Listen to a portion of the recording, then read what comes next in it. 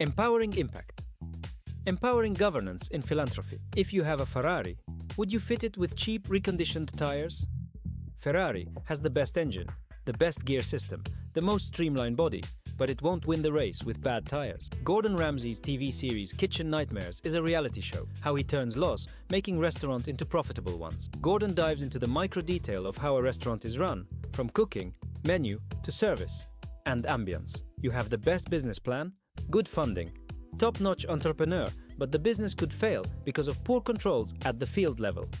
Just like the Ferrari that crashes due to bad tires, business can crash due to operational inefficiency and poor controls.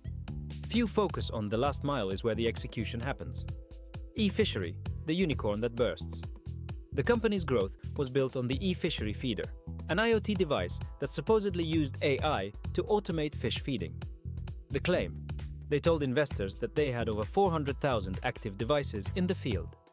The truth: investigations by FTI Consulting in 2025 revealed that only about 24,000 devices were actually functioning. The rest were ghost units that only existed on paper to drive up valuation. Investigators found that many of the active units on the company's digital dashboard didn't actually exist. In some cases, field teams were reportedly ghost shipping units to empty warehouses just to hit growth targets for the next funding round. Many of the automated processes were actually being done manually by staff, or not done at all. E-Fishery failure was undetected because investors failed to do their homework at the field level. Looking at reports and projections, one cannot detect inconsistency between reports and what actually happens. However grand the title of the project, it ends up of a field project. It can be a school, training center, or health clinic in a rural community, or an organization to rescue girls from prostitution. The hard questions: how do these field organizations operate? Is it at all possible to ensure accurate reporting? Or we just need to trust and obey? OHF has a methodology developed over 20 years of running operations in Cambodia. Robert Key, the founder in the early years, spent alternate months in Cambodia and Singapore.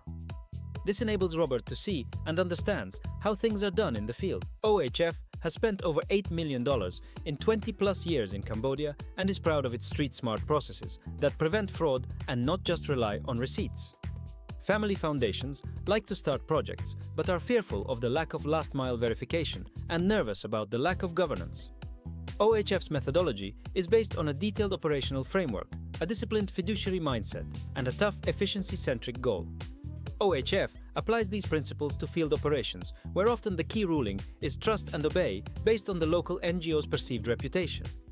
Operational framework says if you don't know exactly what is happening, you cannot control or monitor your operations. Fiduciary mindset treats every donation like an investment, efficiency-centric, aimed to have an 80% benefit-to-cost ratio. OHF can provide training, advisory, and audit for field operations. Give peace of mind to family foundations and international NGOs about their overseas project. Remember, the field operations is where the rubber hits the road.